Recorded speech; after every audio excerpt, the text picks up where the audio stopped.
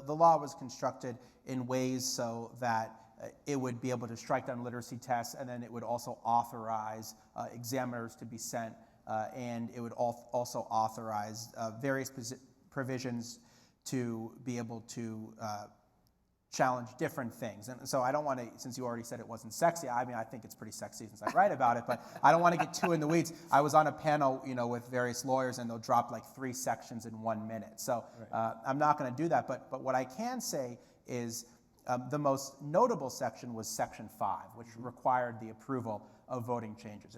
And this was so necessary because the constitutionality of the Voting Rights Act was challenged immediately by the southern states. And the southern states said that the federal government didn't have the power to tell states how to set their voting qualifications. And the Supreme Court, on the first anniversary of Bloody Sunday on March 7th, 1966, said that the Voting Rights Act was constitutional in an 8-1 decision, and they said it was basically a law that was meant to enforce the 15th Amendment. So that should have settled the debate over the Voting Rights Act. And what we see in the history of the Voting Rights Act was that every time it seems like the debate has been settled, a new barrier emerges to try to thwart the power of the act. So what happened in 1966 in Mississippi was that Mississippi passed 13 election changes to make it harder for newly registered black voters to actually run for office, to be elected, to have real representation. And one of the most common in this instance was at-large elections, because the districts would have concentrated black electoral representation. So by shifting from local elections to at-large county elections, for example, you concentrated the power of the majority white population. Absolutely. So what Mississippi would do is, like, take Jackson, Mississippi, for example, a city that was 60% white and 40% black. If you were to draw districts in Jackson, Mississippi, let's say you had a 5-member city council.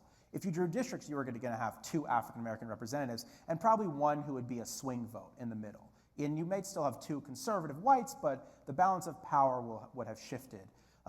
Instead, if you draw the election so that everything's on a citywide or a countywide basis, that white majority elects all of the candidates. And because whites in Mississippi, even after the Voting Rights Act, refused to vote for a black candidate, you had all white representation even after the Voting Rights Act was passed. So it was those kind of voting changes that were challenged by civil rights lawyers, by the Justice Department in the mid-1960s. What the Supreme Court said was that the Voting Rights Act dealt not just with abolishing literacy tests, with barriers to registration. It dealt with anything relating to the power of the vote, anything that would make a vote effective. So you didn't just have the right to register, you had the right to representation.